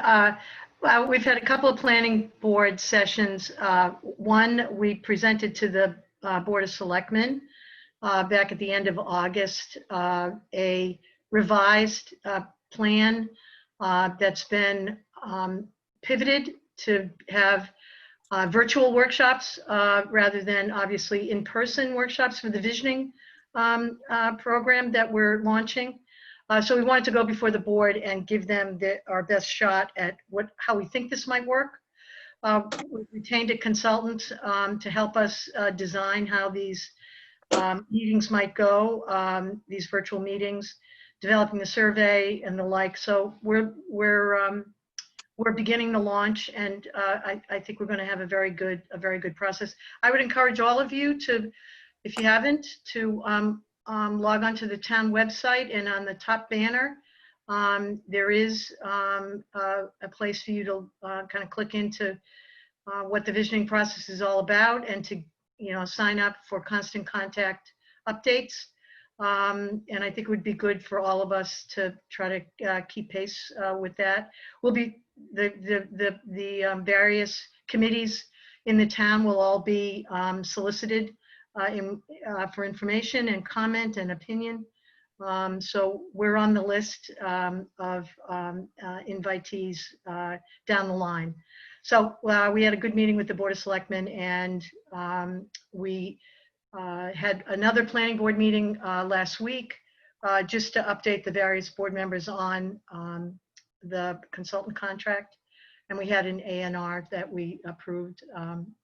And next week, we will be choosing officers and committee assignments. And I have indicated my interest to stay on this committee. So we'll see how all of that goes. It's a very democratic, open process, but I'm hoping to be able to return for our next meeting. Oh, excellent, excellent. Any updates on the Irish Village project? No, they were able to successfully maneuver through Zoning Board of Appeals Okay. on some adjustments that they wanted. And I think like they and Yarmouth Gardens, their capital stacking and getting all the money in place has taken a bit of a roller coaster. But we have heard only that, they've got their approvals and they're trying to move forward. Excellent, excellent. I do have a little bit of inside knowledge on that project, and the last I knew, which was about a month ago, was that they still plan on moving forward at some point this calendar year with that project. Well, that's great.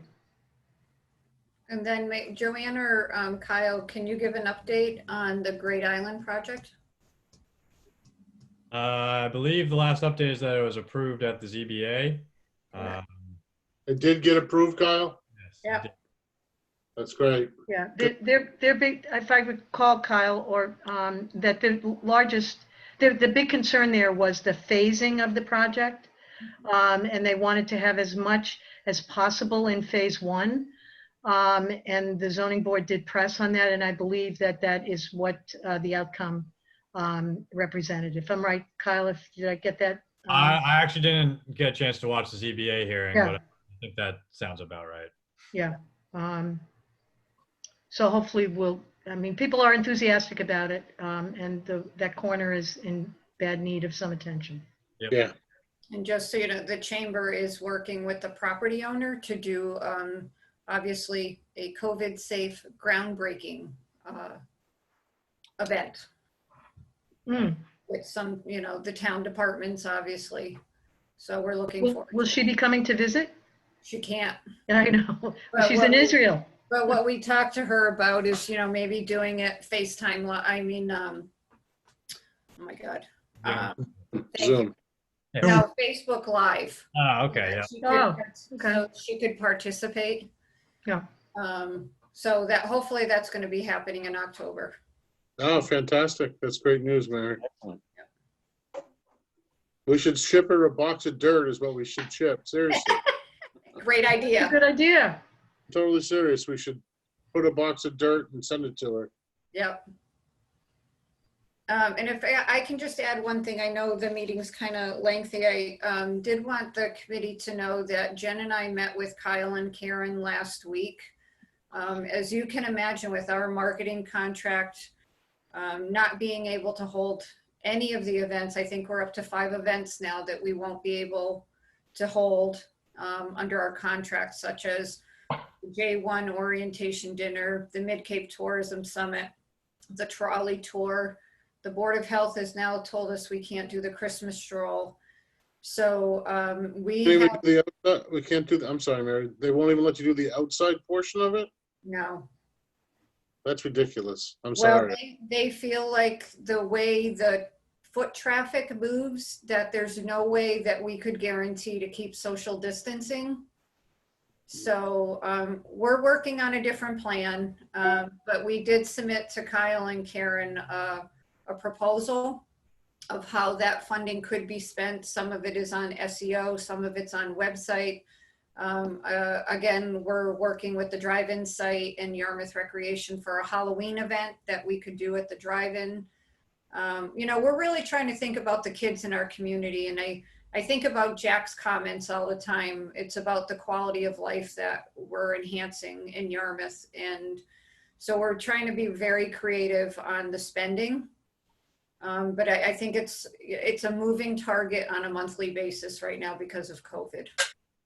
I was going to say, I applaud the chamber for their creativity.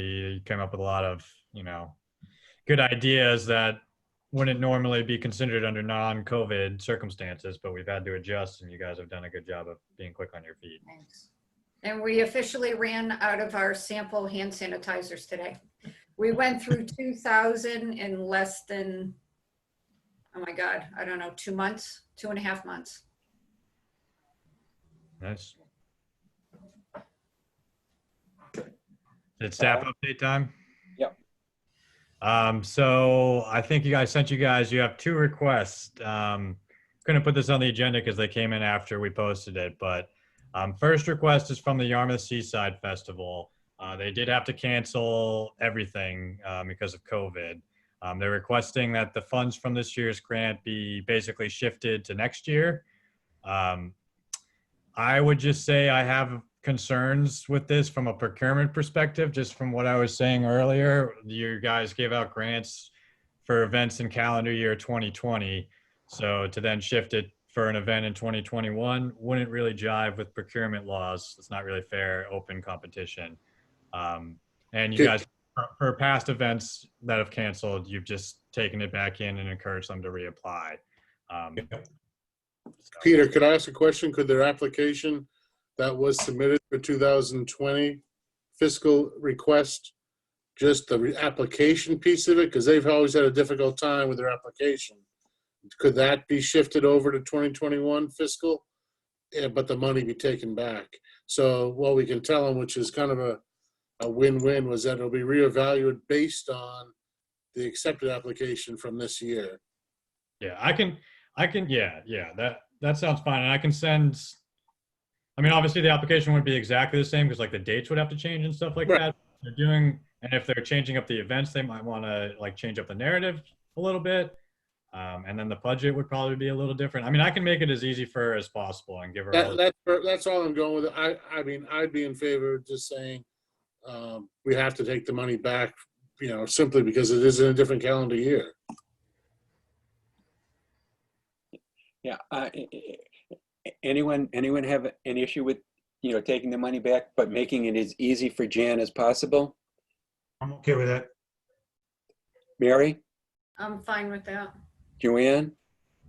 I think listening to Kyle, a cycle is a cycle. We awarded them, some awful things happened, couldn't do it. We're in a new cycle. Join the new cycle. I mean, they're just going to be dusting off their product that they submitted to us last year. I wouldn't and say, necessarily give them, if it's the same, if it's a similar type of event, which I'm sure it will be, you know, the committee will look upon it the same way that they did before. You know what I yeah, mean? it's just, it's an application that's 2021 on it. Right. Okay. Yeah, I'm okay with that. But hey, Peter, here's one addendum, is that we voted on $100,000 from 2021's fiscal year, can we add this money into that pot rather than just going to unallocated? So it would give us 100, I think we gave him 20, correct? $22,500. So the money taken back go put back into the special events program and not into unallocated. So that would increase that budget. And if we felt so inclined to give him 25,000 in 2021, we could do it. I think that's reasonable. I think that requires a vote. It does. But why wouldn't we do that for the others? We haven't voted. Joanne, that was my question immediately is if we're going to do it for the Seaside Festival and anybody else who canceled, why wouldn't their money go back into the pot as well? Putting it in the special events program isn't promising anything. You're just making more money available on the special events program. So that would actually benefit those other events as well that are, you know what I mean? Yep. So does someone care to make a motion to put their 25 back? Specific to the Seaside Festival? That No. It can't be specific to the Seaside Festival. It's got to be. we're not voting on any other thing. The thing on the table is the Seaside Festival. Yeah, I he's understand putting that, it to but take the money we're back. not allocating that money for the Seaside Festival. Correct. It's gonna- Allocating it for the Seaside Festival. I'm asking that the money be returned back to the fund, the special events fund, the $22,500 from the Seaside Festival fiscal year 2020 back into the special events fund fiscal year 2021. calendar year. Calendar year. I'm sorry, calendar year. There's a motion on the table. Is there a second? Second. Okay, Steve made a second. Any further questions? Hearing none, all in favor? Jack? Aye. Jack nodded, though his voice is off. Joanne? Yes. Okay, Ken? Yes. Steve? Yes. Mary? Jack, yes. Yeah, okay, so you said yes, Jack, right? Yep. Okay, Mary? Nod? Okay, I Mary? missed the whole thing because I wasn't connected. So can someone recap? There's a Kyle? motion on the table to allocate $22,500 from the Seaside Festival into the special events account for 2021. I agree. Okay, and I vote in favor as well, so motion carries. All right, there's that. There's also a request, as Joanne mentioned earlier, from the Yarmouth New Church. So they will be doing a virtual event. Did they say the date?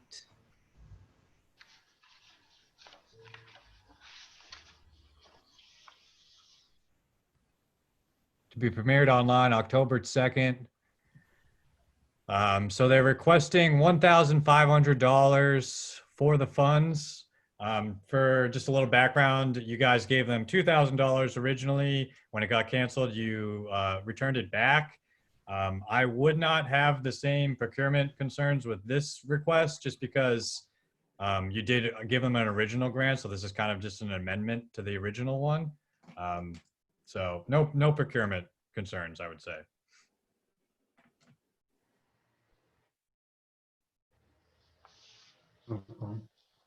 Need a motion, Kyle? I'm sorry, what? Do you need a motion? If you guys wanted to give them back 1,500, you would need a motion for that, yes. It says 1,500 for each concert. Oh, okay, that's good to note. So how many concerts? 2. 2. So they are requesting $3,000. You originally gave them $2,000.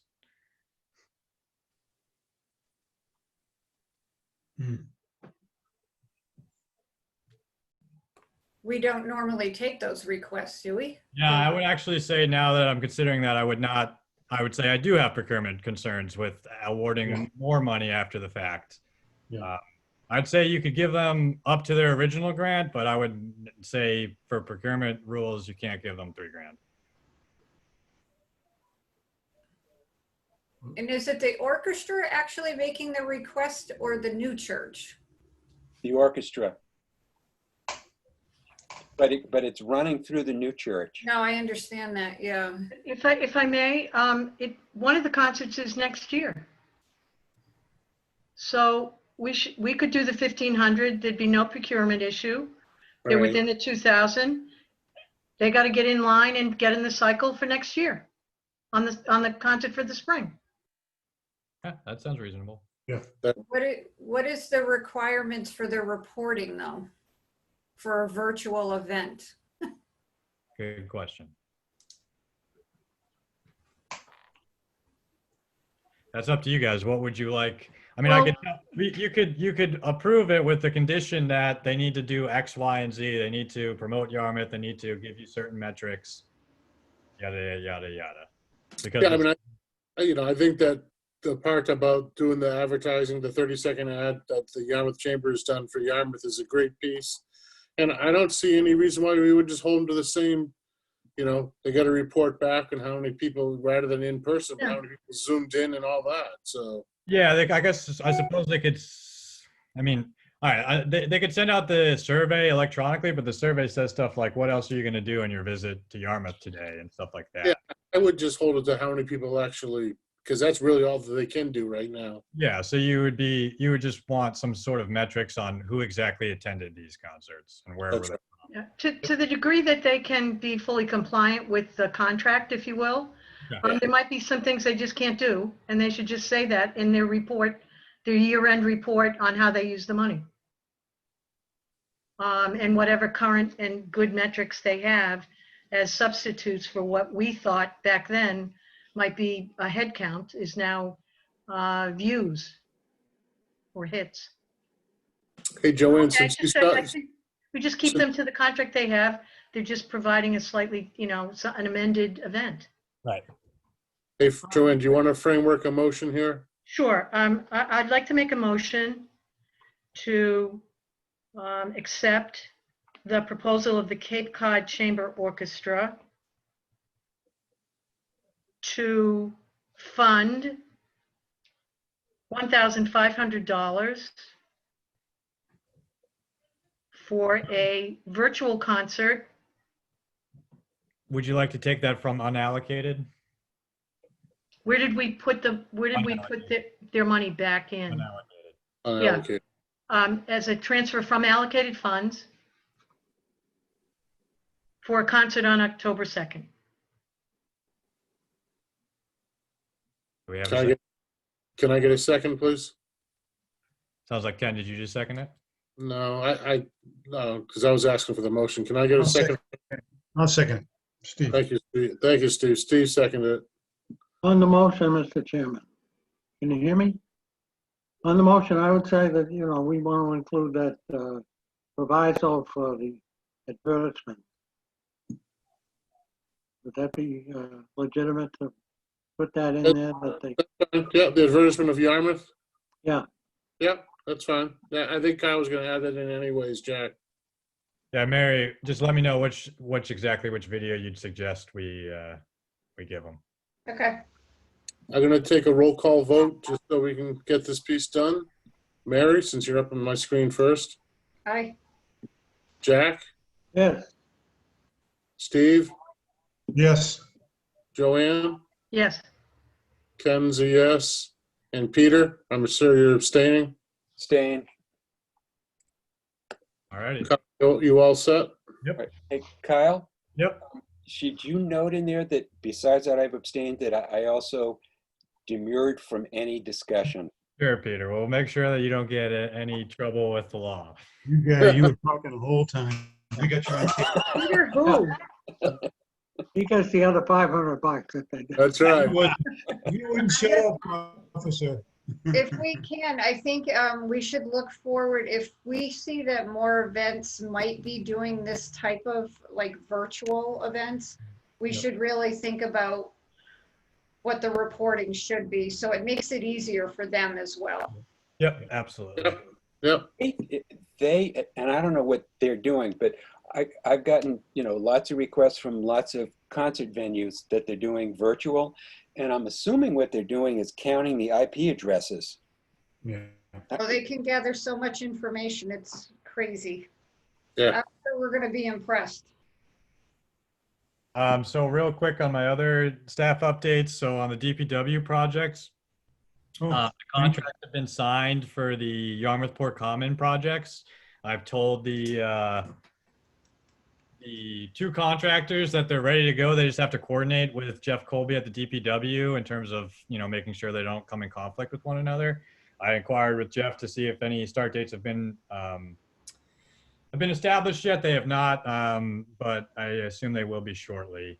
And then on the beautification team topic, I asked Jeff about that as well.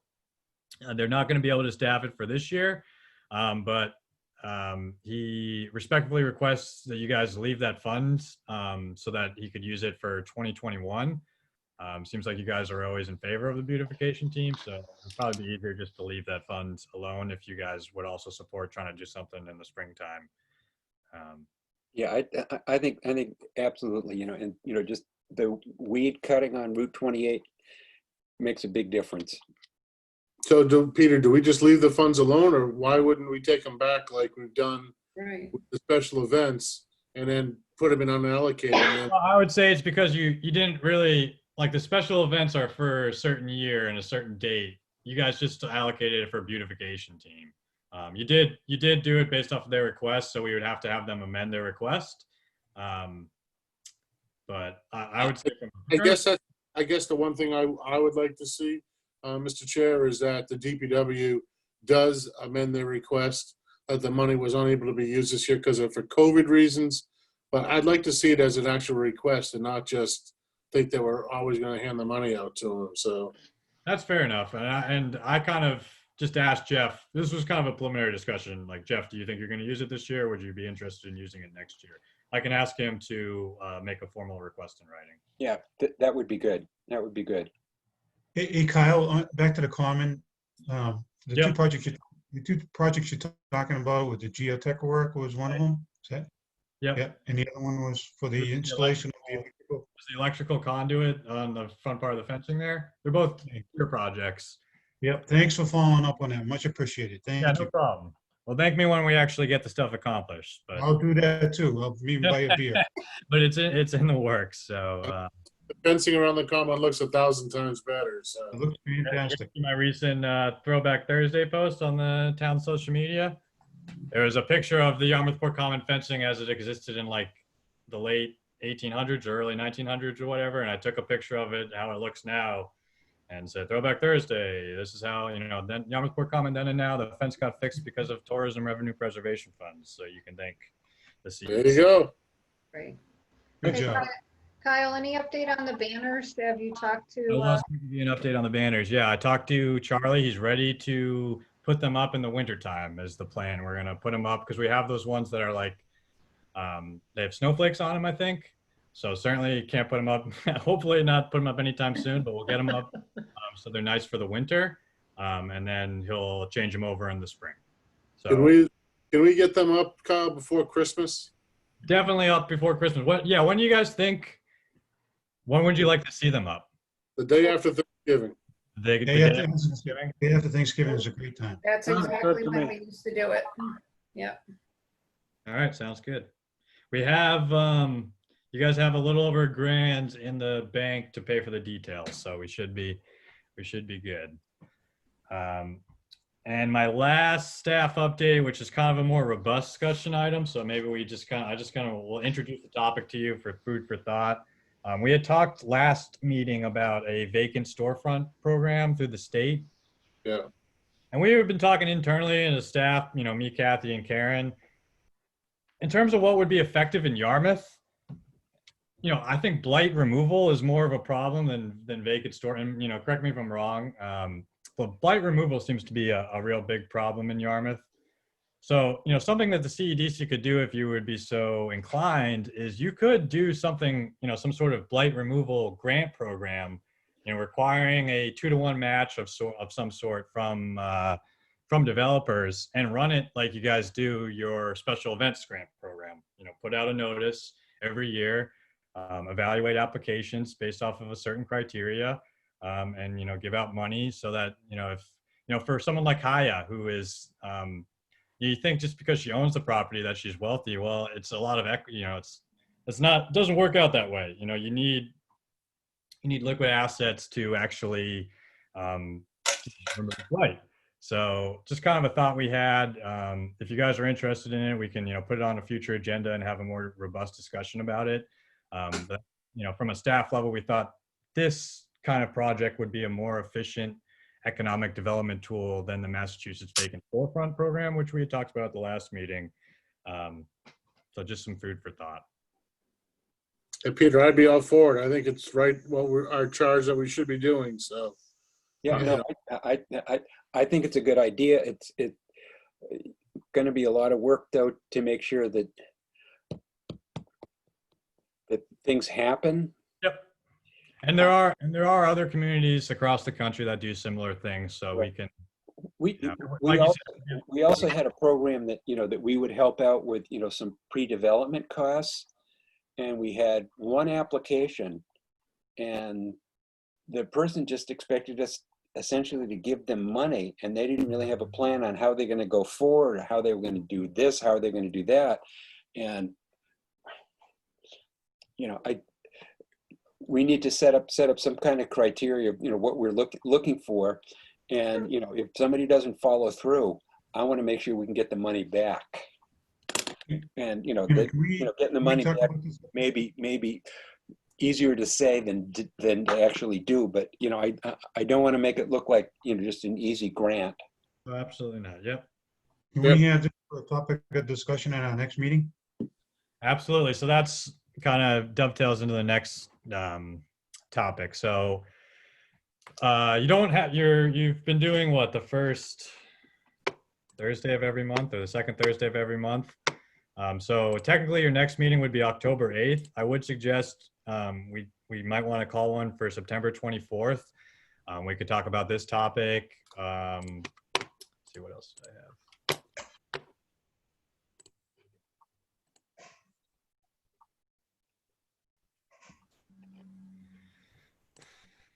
I'm free on the 24th. Me too. I'm free that day as well, Peter. Yep, I'm okay. Yep. I'm okay. So, All right. Kyle, yeah, so why don't you want to set up a meeting date for the 24th, 4:30 Zoom? And that will be one discussion item. I think there's something else I might be forgetting, but I'll get back to Peter on that. I do have a question for you. Yep.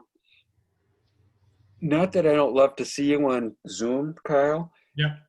Is there enough room in the downstairs meeting room that we could do social distancing? And again, this assumes that everybody would be comfortable doing that in any event. Yes. There are meetings going on there now, Peter, with social distancing, so. Yeah, it's all about you guys' preference. Right. It is doable. Well, why don't you think about it over the next little bit, and maybe we could do it on the 24th. And if not, if you need more time to think about it, maybe the October meeting. Does that sound reasonable? I mean, from my perspective, you guys, you guys can do it whenever. It's Right. all up to you. Right. Well, I don't want people to make a decision right here and now. I want people to have time to think about it. Okay. The only Minutes? thing I can just say is, if half of us try to do Zoom and half of us try to meet in person, it's extremely difficult to conduct the meeting. Yeah. So I would just suggest if we could, it's all one way or all the other. Good point, Mary. Yep. No, I've tried some in person and people on Zoom, and you're right, it doesn't work. Doesn't work very well at all. I'd Minutes? be up for in person. I'm sorry, Jack? I'd be up for in person. We miss you, Jack. Motion to approve the minutes, Mr. Chairman? There's a motion to approve the minutes. Second, Second? There is a second. Any further questions? Hearing none. All in favor? Jack? yes. Joanne? Yes. Mary? Yes. Steve? Yes. Ken? Yes. And I arrived apparently 5 minutes late, so I'm not sure I can vote in favor of this meeting because I missed the first 5 minutes. But I'll make an exception. I'll vote for it. There you go. We'll let it go this time, Peter. Knock it off. Mr. Chairman, if I could just say a word, I think I've said it before, but if anybody is interested in any of the Cape Cod Commission businesses that I have reported on or have lacked to report on, I'd be glad to get them any information they want. And of course, all the information is always available on the Cape Cod Commission website. Yeah, I'm very interested in see what's going to happen on Addicts Lane.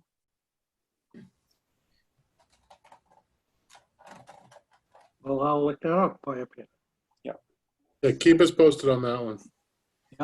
Will do. Anything else on the agenda, Kyle? That is it. Mary? May I make a motion to adjourn? Is there Second. is there a second by any chance? Second, All in favor?